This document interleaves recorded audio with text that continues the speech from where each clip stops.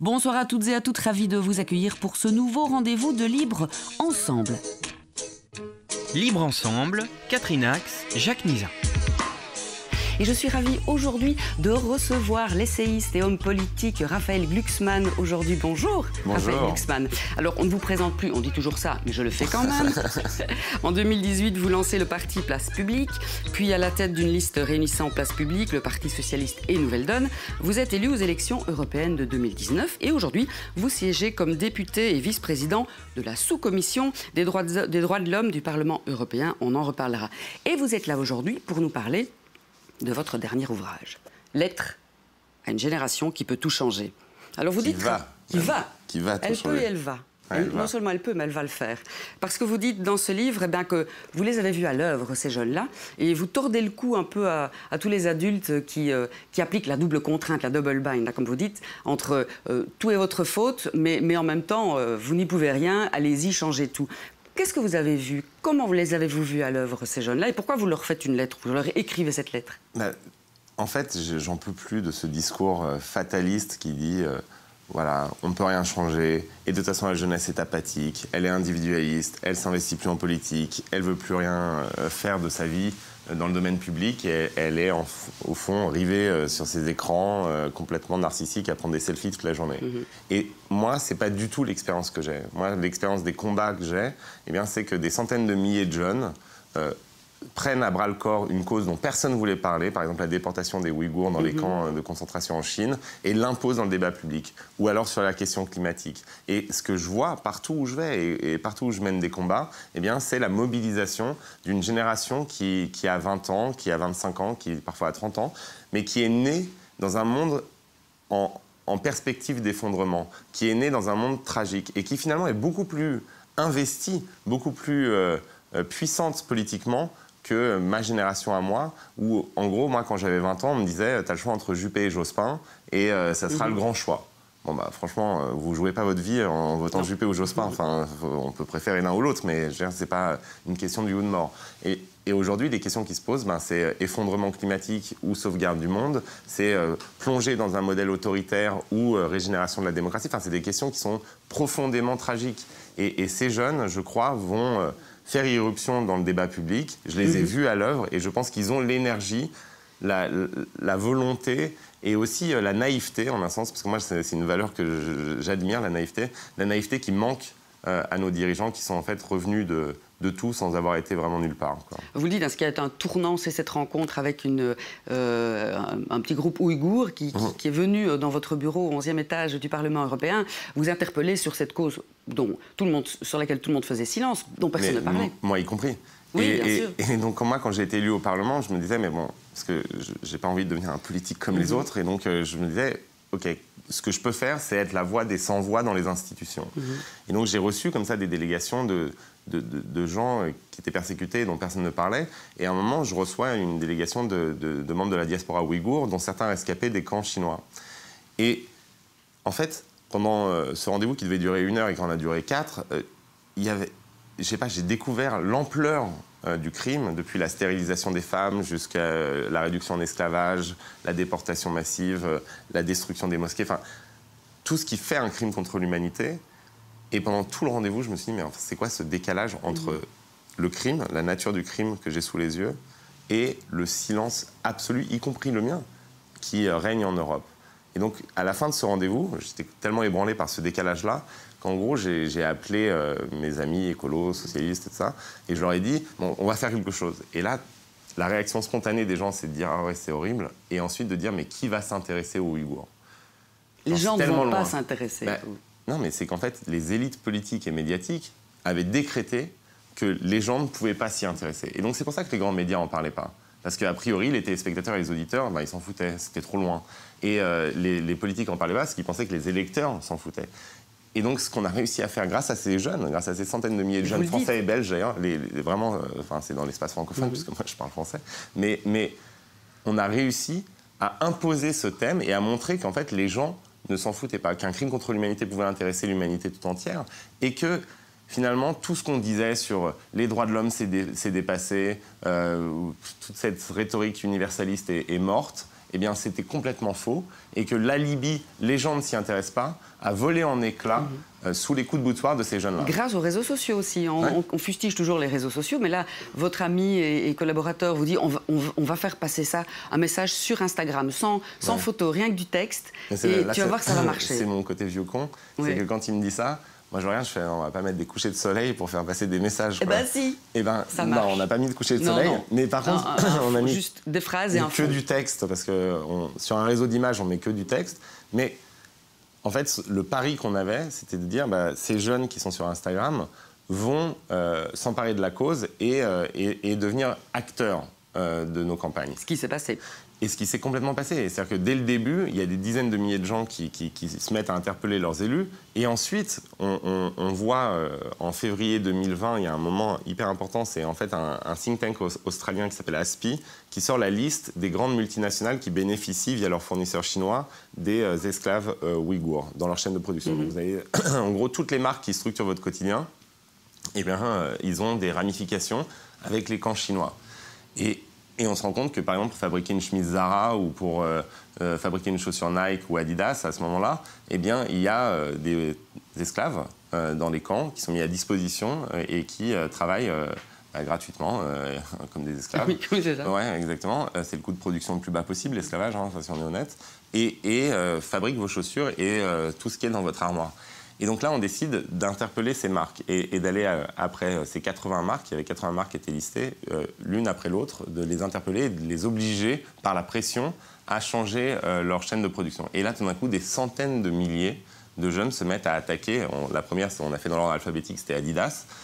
Et on se rend compte de la puissance, en fait, de ces jeunes et de l'impact que ça a sur les grandes marques, puisque tout d'un coup... Alors franchement, si le Parlement européen avait fait une enquête, ça aurait mis des mois, des années. Mais ouais, des années déjà, et en plus, franchement, ils n'en avaient rien à foutre. Mais là, tout d'un coup, leur cœur de cible, c'est-à-dire les jeunes qui ont envie de séduire, se mettent à les interpeller, mais de manière ultra massive. Et on voit l'ébranlement, en fait, dans les dirigeants des multinationales qui décident de changer pour certaines d'entre elles, par exemple Adidas ou Lacoste, et pour d'autres refusent, comme Nike ou Zara, mais décident de changer leur chaîne de production. Et là, on a compris, en fait, le pouvoir que ces jeunes avaient à condition de l'exercer.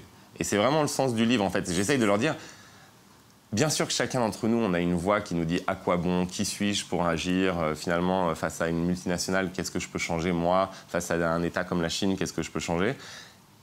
Et en fait, c'est pas vrai. On a chacun un pouvoir. Alors, bien sûr, si on est seul, ça va pas. Seul, moi j'attaque Adidas, ça va pas marcher. Vous donnez quand même quelques exemples de révolutions qui ont marché seules.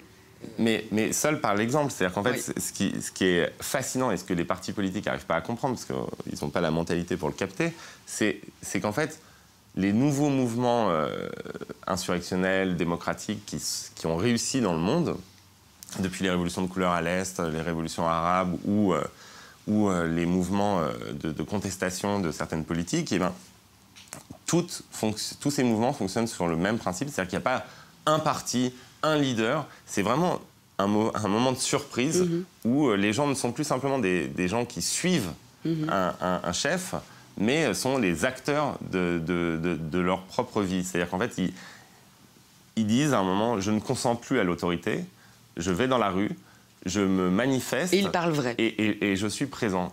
Et le discours qui est produit par ça, il n'a rien à voir avec la logorée traditionnelle des partis politiques. C'est ce que vous expliquez évidemment. Donc vous offrez ce livre aux jeunes, un peu pour les remercier finalement. Hein, vous dites, c'est vraiment comme un petit manuel pour un peu s'en sortir. Moi je suis pas du tout dans l'injonction. Voilà ce que vous devez faire. Vous leur proposez effectivement. Et je leur propose des choses, mais surtout je leur dis merci parce qu'en fait, moi je pourrais pas vivre dans une société où finalement la question des droits humains était balancée par-dessus bord. Et ce qu'ils ont fait, ils m'ont prouvé qu'en fait, non, les enfants de 1789 existent toujours, qu'il y a des centaines de milliers de jeunes qui sont capables de se mobiliser pour des gens qui sont déportés à des milliers de kilomètres de chez eux, et que c'est cette manière-là qu'ils ont d'entrer dans le monde. Alors, et ça, pour moi c'est... c'est vital. Donc d'abord, ça commence par un merci, en fait. C'est merci d'avoir eu cette flamme que nos dirigeants ont perdue. Et moi, c'est toujours ce décalage entre mes rencontres avec les commissaires européens Et de l'autre côté, les actions qu'on mène avec les jeunes, où les commissaires européens me disent « Mais de toute façon, t'es bien gentil, mon coco, mais en réalité, c'est impossible. Tout ce que tu veux est impossible. On ne peut rien changer. Et de toute façon, l'Europe est sur le déclin, alors qu'on est... » Alors c'est ça justement que j'allais dire. Vous leur offrez donc une proposition de méthode, en quelque sorte, pour faire révolution et puis après pour atteindre le pouvoir et changer les choses.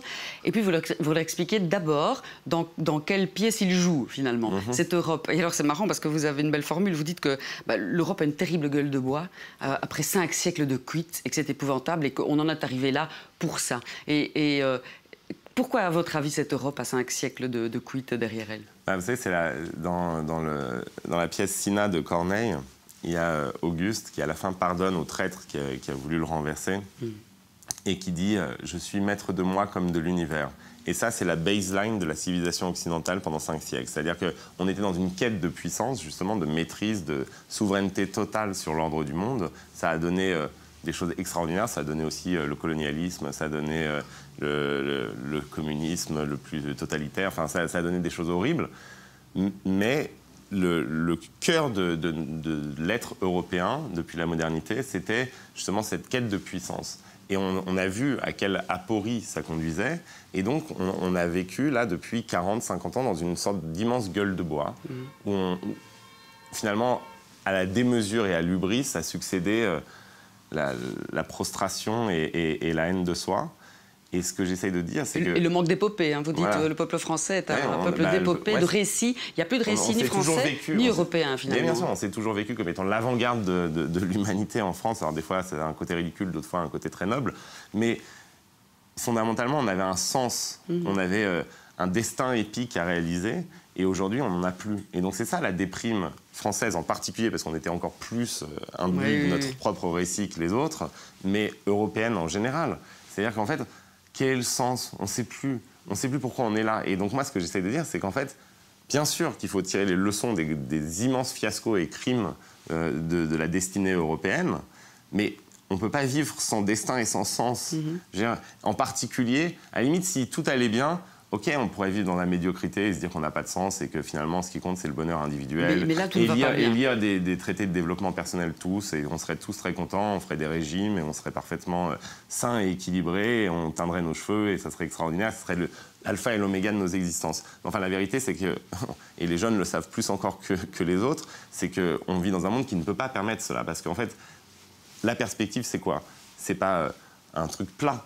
La perspective, c'est l'effondrement climatique, c'est le triomphe de la barbarie. Et donc, finalement, on est obligé de raconter à nouveau une épopée, de s'investir, de se dépasser dans quelque chose qui est plus grand que nous. Et donc, moi, ce que j'essaie de dire, c'est qu'en fait, vous avez là le récit épique qu'il faut. C'est la transformation écologique de nos sociétés. Oui. Mais une transformation écologique qui ne soit pas perçue simplement comme la lutte contre la pollution près de chez nous. Écologique et sociale. Voilà, mais c'est une grande aventure cosmopolitique. C'est la dernière grande aventure universelle, réellement universelle, la transformation écologique. Et ça peut redonner du sens, en fait, à notre appartenance à la cité. Et je pense qu'en fait, pendant... désolé d'être un peu long dans mes réponses, mais je pense que fondamentalement, ce qui nous manque aujourd'hui, c'est un sens public, en fait, un sens commun. Et donc, ce sens commun, on peut l'écrire ensemble. Et je crois que c'est cette génération qui va l'écrire. Et dans leur engagement politique, vous leur dites, belle formule aussi, vous êtes nés en pleine panne d'électricité, alors voilà, l'obscurité ne vous fait pas peur, allez-y, foncez, tracez la route. L'effondrement des partis politiques ne vous touche pas puisque vous n'adhériez à aucun d'eux. Donc tout est possible en quelque sorte. Et puis alors vous leur donnez des méthodes comme ça, des méthodes en plusieurs points pour les guider. C'est un peu un tract politique que vous faites là, que vous proposez. Raphaël Glucksmann. C'est un programme en tout cas. Alors il y a un programme au sens pas de programme électoral, mais de grands axes de transformation. Et donc j'essaie d'esquisser un programme de changement de paradigme et de société. De changer de paradigme, par exemple sur une question à mon avis qui est centrale, c'est la question de la production. C'est-à-dire qu'on est devenu un continent de consommateurs en Europe. Et en France et en Belgique, c'est hyper clair. C'est-à-dire qu'en fait, on s'est rendu compte pendant la pandémie qu'on n'était plus capable de produire des masques, plus capable de produire des blouses, plus capable de produire du curare, plus capable de produire du Doliprane. Et qu'en fait, on s'était installé dans un rapport au monde qui était un rapport de consommation pure. Sans s'étonner. Et donc, voilà, il faut une catastrophe pour qu'on s'étonne soudainement. Ça s'est fait quasiment naturellement. Oui. Et on a déménagé la production en Chine en particulier. Et donc, on a un destin comme ça de doigts gavés au Made in China. On consomme donc les biens produits en Chine, on consomme la sécurité produite aux États-Unis. Donc on vient de voir en Afghanistan qu'il n'y avait plus de sécurité à consommer, donc, puisque les États-Unis se retiraient. Et donc on s'est installé comme ça dans un rapport de consommation au monde. Or, si on veut être maître de notre destin, il faut qu'on produise. Donc il y a des choses à faire pour à nouveau devenir producteur. Et c'est des choses assez simples à l'échelle européenne à faire. Simplement, elles ne sont pas faites parce que les gens qui nous dirigent pensent que finalement ce destin de consommateur, c'est le destin ultime de l'humanité. Et vous avez un beau chapitre sur le lobbying européen aussi, voilà, évidemment. Et que ce grand déménagement du monde, il a bénéficié à des gens. Enfin, je veux dire, vous êtes actionnaire d'une multinationale, et ben, cette idée d'aller produire tous les biens en Chine et de les vendre chez nous, ben, ça vous dégage des marges absolument hallucinantes, ça vous permet des dividendes extraordinaires, et la réalité, c'est que ça a un impact climatique désastreux, et que donc si on veut être sérieux sur la lutte contre le dérèglement climatique, il va falloir mettre fin à cette organisation-là du monde. Et deux, ça a un impact social et psychologique et politique et mental et quasi civilisationnel désastreux ici. C'est-à-dire qu'en fait, on s'est mis dans la peau. Le consommateur, c'est celui qui a un rapport au monde de spectateur, en fait. Et de zappeur, de spectateur, mais qui n'a plus de rapport de production de son propre destin. Et pour moi, c'est une calamité. Ça explique le fatalisme ambiant en Europe. Vous savez, il y a un grand philosophe allemand qui s'appelle Hegel, qui a très bien expliqué ça dans la dialectique du maître et de l'esclave. La dialectique du maître et de l'esclave, c'est un jour, il y a quelqu'un qui arrive et qui dit « je suis maître », et l'autre, l'esclave, se soumet, est soumis, et progressivement, le maître va déléguer à l'esclave l'ensemble des activités productives. Et donc l'esclave va produire pour le maître, et le maître est dans un rapport de consommateur. Et au bout d'un moment, l'esclave qui a un rapport à la production et le maître qui a un rapport oisif au monde et consommateur, eh bien l'esclave devient plus puissant que le maître et le renverse. Et c'est ça la dialectique permanente de l'histoire. Mais il doit s'en rendre compte qu'il est plus puissant. Bien sûr. Il faut s'en rendre compte et agir. Mais aujourd'hui, l'Europe est dans une position de maître, quoi. On est devenu une sorte de truc complètement oisif et on a tellement intégré ce rapport-là qu'en gros, on ne se croit plus capable de rien. Or, on est encore le premier marché du monde. On est encore la première puissance commerciale du monde. Donc, utilisons ce qu'on a pour faire de la politique, pour affirmer une forme de puissance. Ce qui rendrait confiance dans les citoyens européens, quels qu'ils soient, dans cette puissance de l'Europe. Mais en fait, notre rapport spectateur au monde, il nous mine de l'intérieur. Et c'est ça qui fait qu'on ne se croit plus capable de rien. Et donc, ce qu'on fait à une échelle micro avec nos campagnes, eh bien, c'est de montrer aux gens qui sont les acteurs et les producteurs de ces campagnes. Moi, je ne considère absolument pas les citoyennes et les citoyens, et les jeunes en particulier, comme des récepteurs d'un discours. Ils doivent être acteurs, acteurs de ce discours, acteurs des campagnes menées. Et en fait, en étant acteurs, je vous jure, quand vous échangez avec eux, c'est incroyable, ils expliquent la joie qu'a procuré, par exemple, la victoire contre Adidas, contre Lacoste, contre H&M. Parce que tout d'un coup, ils se sont rendus compte qu'ils avaient leur mot à dire sur le monde et qu'en fait, ils pouvaient le changer. Alors, à une échelle petite, qui est la chaîne de production d'une grande entreprise, mais qu'ils pouvaient changer les choses. Et ça, en fait, savoir ça, se rendre compte de son pouvoir, ça procure de la joie. Et en fait, dans un monde où on a, je sais pas, des actualités qui ressemblent à une série de catastrophes, les inondations, les incendies, la chute de Kaboul, ça, on regarde ça et on se dit, mais attends, qui puis-je ? C'est pouvoir refaire son propre récit pour ne pas non plus tomber dans le récit des populistes qu'offrent les populistes, que les surportent, je dirais. C'est ça le problème, la montée des extrêmes. Mais bien sûr, mais moi j'ai un rapport, j'essaye de dire à mes amis qui sont juste dans le truc, ouais, les populistes sont méchants, et ça. Oui, mais ok. Très bien, une fois qu'on a dit ça, c'est parfait. La vérité, c'est que nous, on ne produit plus rien. Donc, évidemment, qu'un Zemmour, eh bien, il produit des idées, il les impose au cœur du débat public, et ensuite, tout se focalise pour ou contre Zemmour. Mais à partir du moment où tout se focalise sur pour ou contre Zemmour, il a gagné. Enfin, je veux dire, ça ne sert plus à rien. Donc, moi, ce que j'essaie de dire, c'est très bien de résister à Zemmour et de fact-checker ses discours et tout ça. Enfin, si c'est ça ce qu'on a à proposer au monde. Si ce n'est que ça. Si c'est que ça, non, ça va pas marcher, non, ça c'est sûr. Et donc, ce qu'il va falloir qu'on fasse, nous, c'est proposer nos propres idées et dicter notre propre agenda. Et ce que j'ai essayé de montrer à travers des histoires très précises et concrètes, c'est qu'en fait, on peut imposer son agenda. C'est pas... Zemmour, il profite du vide. Et le vide, il est chez nous. Enfin, donc, en fait, c'est nous-mêmes qu'il faut interroger. Et ce que je ne supporte pas, c'est en fait ce truc très de gauche, là, qui est la capacité à toujours croire que c'est la faute des autres si en fait on est nul. Non, il y a un vrai problème, en particulier pour la gauche française, je ne parle pas de la gauche belge, mais il y a un problème de production de sens et d'idées. Les amis, évidemment que Marine Le Pen et Éric Zemmour, ils ont pignon sur rue si vous n'êtes pas capable, vous, de répondre aux angoisses. Vous savez, moi je m'interroge tout le temps, vous avez un électeur démocrate du Michigan. Le mec, c'est un ouvrier. Il a voté toute sa vie à gauche. Tout d'un coup, il vote pour Trump en 2016. Est-ce que c'est parce que tout d'un coup, il est devenu nazi? Non. Non, c'est qu'en fait, il vit dans un désert industriel. Il a des élites démocrates qui lui ont vendu le win-win de la globalisation pendant 40 ans. Et ce qu'il a vu, c'est les usines qui ferment et quelques actionnaires qui s'ultra enrichissent. C'est le Parti communiste chinois qui devient dominant, parce que finalement, tout est déménagé là-bas. Et tout d'un coup, il a un mec un peu orange, un peu... pas super fréquentable, ultra misogyne et xénophobe, qui arrive, mais qui lui dit quoi? Il lui dit, moi, je vais mettre fin à cette fadaise du win-win de la globalisation et je vais défendre les jobs aux États-Unis. Et je vais mettre fin aux accords de libre-échange. Bah, mais si on ne comprend pas ce qu'il y a de séduisant dans ce discours-là, pour quelqu'un qui a vu toutes ces entreprises fermées, qui se retrouve au chômage, franchement, autant donner les clés directes de l'Élysée à Marine Le Pen. Donc ça ne sert à rien de dire simplement « no passaran ». Ce qu'il faut, c'est répondre à cette angoisse-là. Vous pensez aussi qu'on a une responsabilité, nous les médias, dans ce débat public, dans cette tribune? Je prends l'exemple du procès qui va durer 9 mois, qui a débuté des attentats de Paris. On offre une tribune énorme à Salah Abdeslam, qui devient presque un héros pour certains, qui pourrait en tout cas devenir un héros et être suivi et faire des émules dans les gens qui le regardent, alors qu'on dit mais regardez le beau procès démocratique, en tout cas droit de l'homiste que nous offrons. Oui, mais alors, moi par contre, sur ce cas précis, parce que je pense qu'il y a une responsabilité des médias, mais sur ce cas précis, de toute façon, à partir du moment où on décide de faire un procès, on lui offre une tribune. Et je crois quand même, mais on a tous en nous cette pulsion de vouloir le mettre dans un cachot et de lui dire arrête de faire ton show maintenant, espèce d'assassin. Enfin, c'est quelque chose qu'on a là, tous. Peut-être que les médias doivent avoir un rôle. Mais non, parce qu'en fait, non, en même temps, oui, ça lui offre une tribune. Mais c'est quand même la noblesse. Moi, c'est quand même la noblesse d'un État républicain et démocratique que même pour Salah Abdeslam, il y a un procès. Et c'est pas Guantanamo, une cave.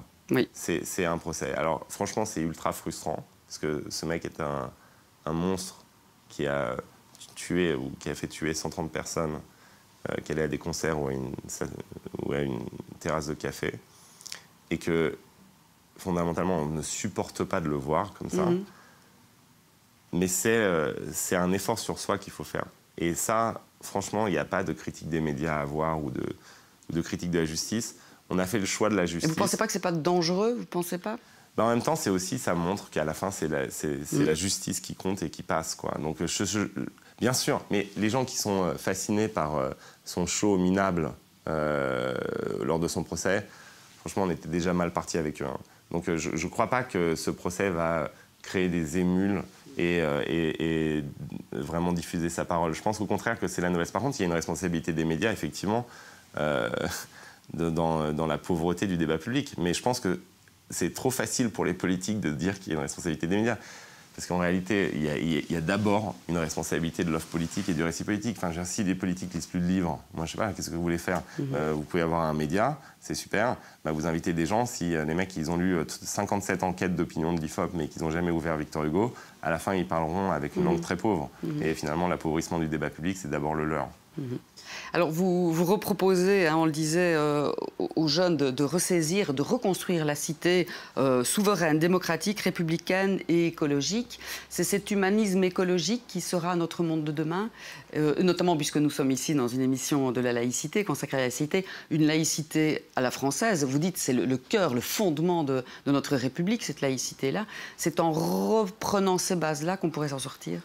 En fait, et le rappeler aux jeunes, surtout, évidemment. Moi, je me suis... je suis un vrai républicain et je m'interroge toujours sur comment ce mot de République est devenu vide de sens. C'est devenu une coquille, comme ça, avec des gens qui la portent en Légion d'honneur. Tout le monde dit on va mettre de la République partout, on va mettre de la République partout, mais personne n'est capable de définir ce que ça veut dire. Parce qu'en fait, dans l'idée républicaine, qui est l'idée d'un espace public qui est un dépassement de ce qu'on est spontanément, c'est-à-dire où on va agir en tant que citoyen et pas simplement en tant qu'individu qui est pris dans un environnement, dans son environnement culturel, religieux ou social immédiat. Et ça, c'est devenu vide de sens parce qu'en fait, il n'y a plus de sens à l'espace public et il n'y a plus de grandes transformations à mener ensemble.